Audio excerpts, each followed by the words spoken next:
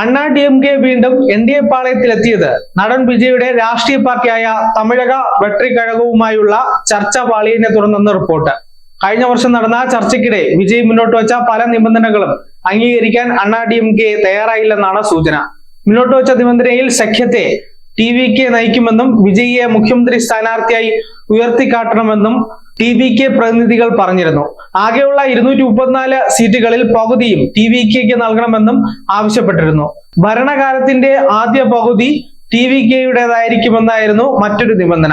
എന്നാൽ 3 പതിറ്റാണ്ടുകളോളം സംസ്ഥാനം ഭരിച്ച പാർട്ടിയോട് TVK ഉന്നയിച്ച ആവശ്യങ്ങൾ യാഥാർത്ഥ്യബോധം ഇല്ലാത്തവയെന്നായിരുന്നു അണ്ണാ DMKയുടെ വിലയിരുത്തൽ. അതേസമയം MGRന്റെയും ജയലളിതയുടെയും കാലത്തുണ്ടായിരുന്ന ശക്തി അണ്ണാ DMKക്ക് നിലവിലില്ലെന്നായിരുന്നു TVKയുടെ നിലപാട്. ചർച്ചകൾ വഴിമുട്ടിയതോടെ സഖ്യനീക്കം ഉപേക്ഷിച്ചു. തുടർന്നാണ് NDA ക്യാമ്പിൽ ചേരാൻ അണ്ണാ DMK തയ്യാറെടുക്കുന്നത്.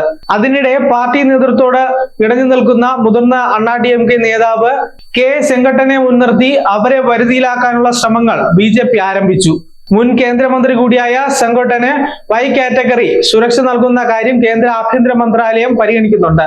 സെങ്കട്ടയ്യന്റെ അഭ്യർത്ഥനയുടെ അടിസ്ഥാനത്തിൽ സുരക്ഷാ ഭീഷണിയുണ്ടെന്ന് CBI ആഭ്യന്തര മന്ത്രാലയത്തിന് റിപ്പോർട്ട് സമർപ്പിച്ചിരുന്നു.